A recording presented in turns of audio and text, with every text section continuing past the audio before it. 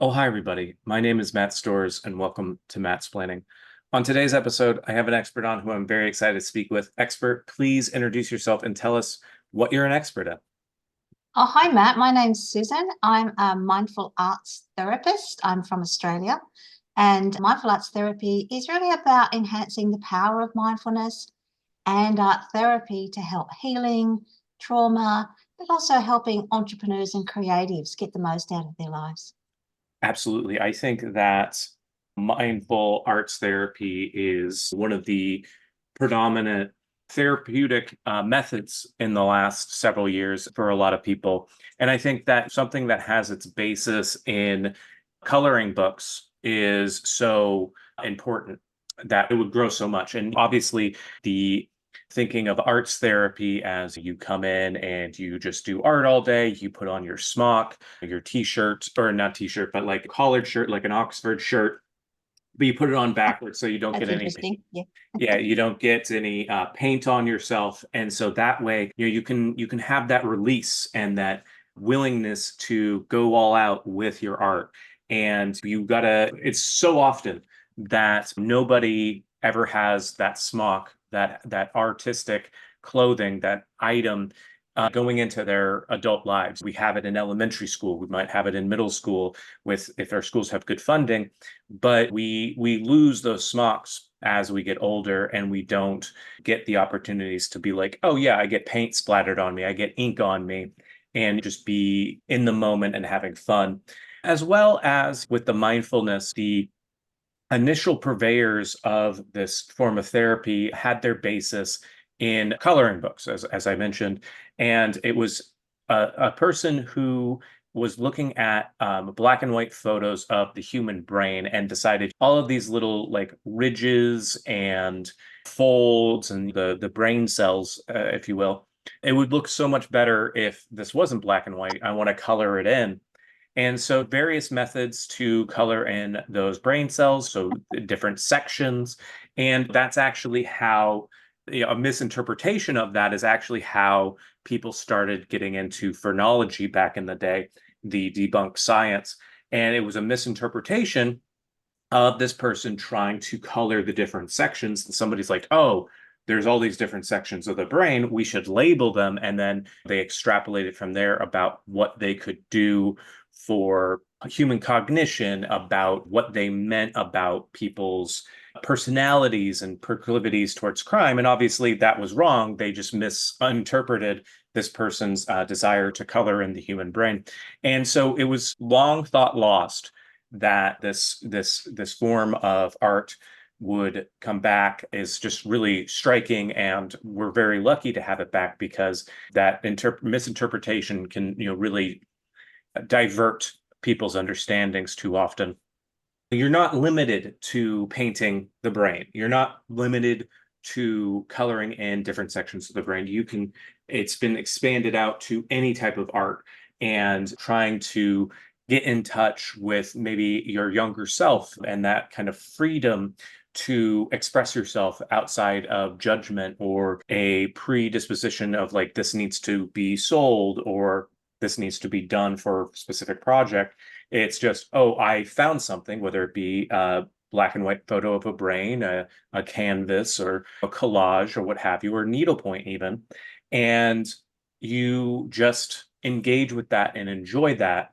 And that will ultimately bring you joy and then connect you with the therapeutic aspect, which I think is really important to expand your creativity, to help with calming a person, and ultimately just finding a little bit more enjoyment, not only in that space where you're being creative, but then that kind of, starts to filter out, so to speak, into the rest of your life. Much like when you're unable to color inside the lines, the rest of the people think, oh, it's so bad you colored outside the lines. As a kid, maybe you experienced that. But then what you realize is then when you try to color in those other areas where those colored pencils or those crayons were coloring in, you create new colors and new exciting ways that the art can go. Now, based on what you've heard so far, about how much of that would you say was accurate? I reckon about half. Yeah, Okay. 50%. Well done. Not too bad. You touched on a few really interesting points. Yeah. Okay, fantastic. Yeah, tell me about this topic. I feel like I knew something, but yeah, more insight is definitely helpful. Terrific. I don't know where the black and white image of the brain comes from, but I think that's going to stick with me for a long time. Don't know where you got that from. That's quite cute. So colouring books. Don't get me started on colouring books, Matt. They're a great activity, colouring books, but art therapy goes a lot further beyond that. I It see. started over 100 years ago. So even though it's considered relatively new age, it's not. Now know that that's wild. Yeah, it started in mental institutions.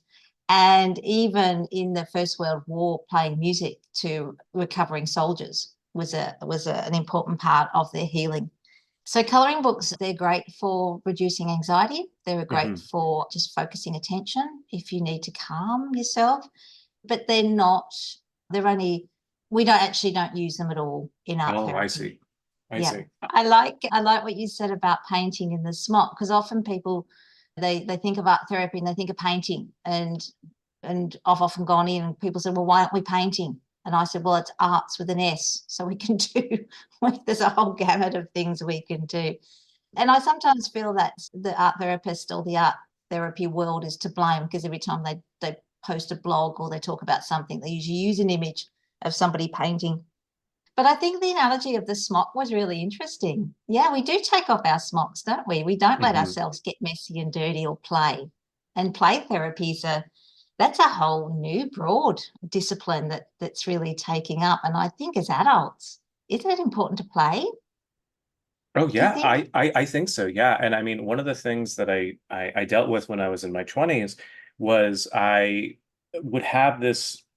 Well, not even my 20s, even before that, when you kind of outgrow playing with toys, and I would go back to toys that I loved when I was 10 or 11 years old, I would try to go and play with them again because I was bored or whatever when I was 15, 16 years old. And I was like, oh, I'm losing my creativity because I could make these vivid things when I was a young kid, but I couldn't do it. And then I realized like, oh, I need to figure out how to re-tap into that, and I think that as we get older, you have to find the aspects of those things that most drew you in and try and tap into it again.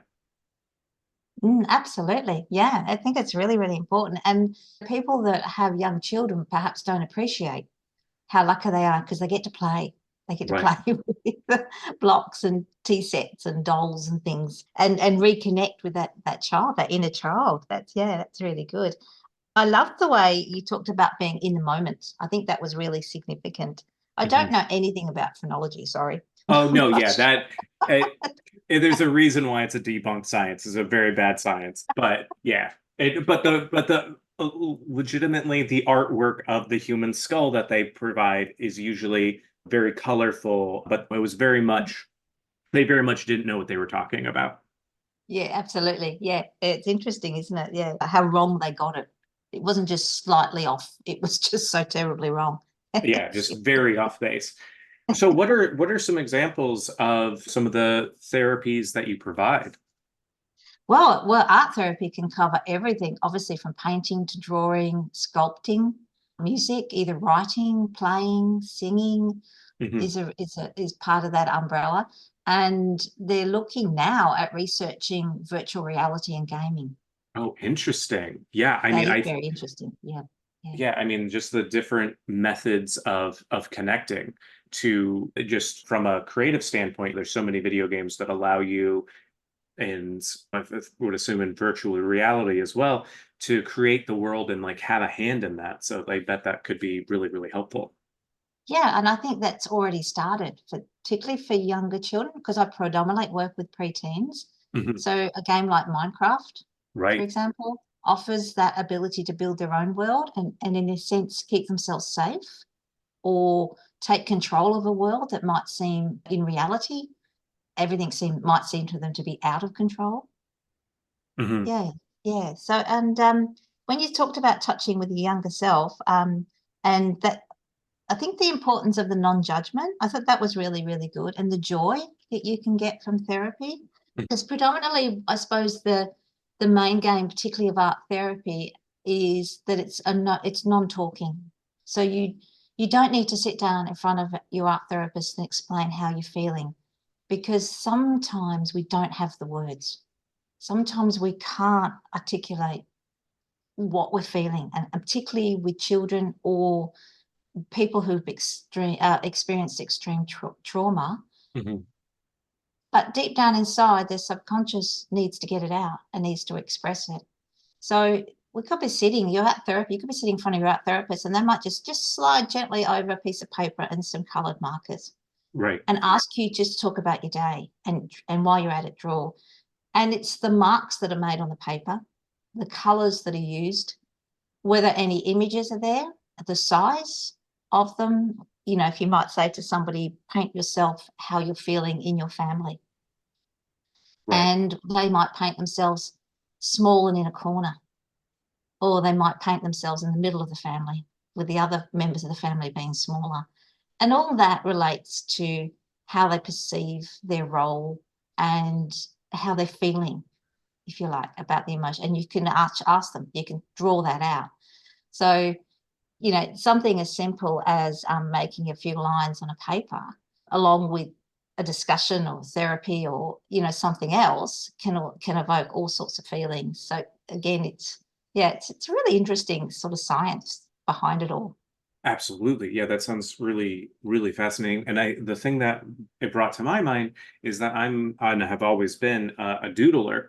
So in Excellent. very important documents and stuff like that, I have to keep a legal pad next to me, and people are like, "Oh, he's scribbling away. He must be taking such copious notes." And it's like, no, I'm not doing that. I'm doing geometric shapes and like doing cross hatching and like filling in lines and stuff like that, and taking the notes when I need them.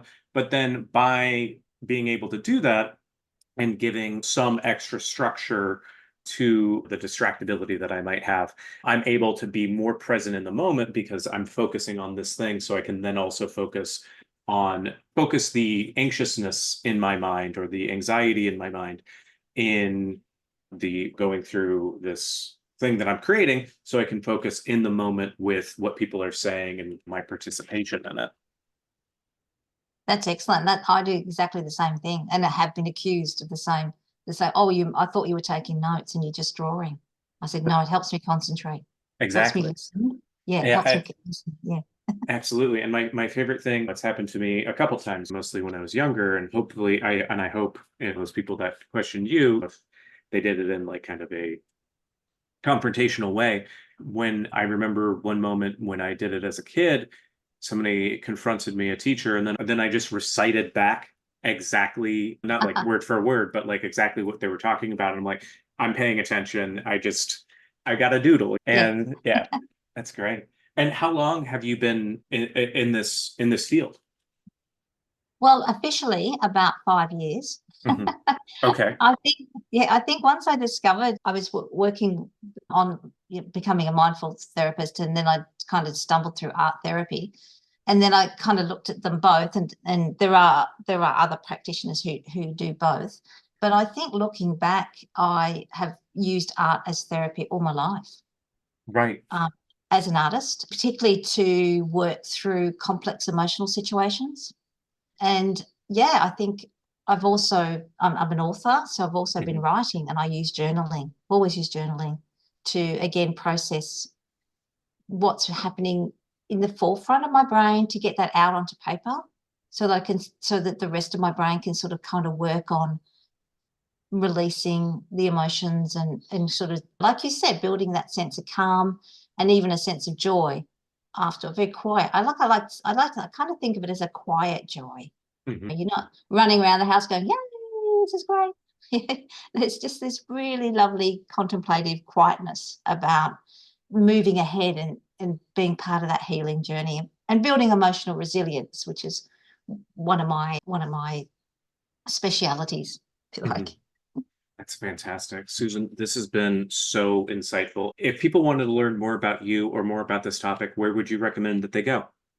Sure, you can catch me on my website, which is mindful arts with an S, therapy.com.au, because I'm in Australia. But I'm on all the socials as well. So just have a look for Mindful Arts Therapy. Have a little logo with a coloured bird lifting itself up. I'm sure you'll find me. anyone's got any questions, they're welcome to message me, and yeah, we'll have a chat. It'll be good fun. Wonderful. Susan, thank you so much for joining me today. I feel like I've learned so much, and I can't thank you enough. Thank you. It's been lovely being here. Wonderful. My name's Matt Storrs, and this has been Mattsplaining. Before we go today, I want to thank Ryan Lawson, my dear friend, for making the theme music for Mattsplaining. Ryan can be reached at beatblenderstudios@gmail.com or at Beat Blender Studios on Instagram and TikTok.